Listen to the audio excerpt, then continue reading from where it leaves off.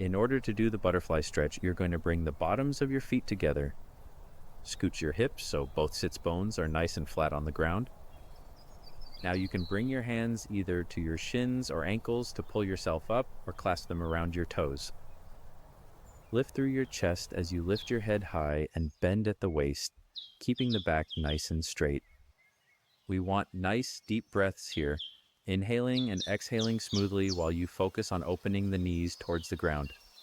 Let gravity relax you into a deeper stretch. This is the time you can start to bring your head forward and round your back slightly so you can just relax into the ground.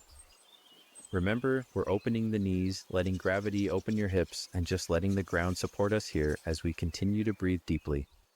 Pick the spot that hurts, get the routine that fixes it. Try Relief Radar at 321strong.com. It's our body zone radar screen built specifically for your recovery.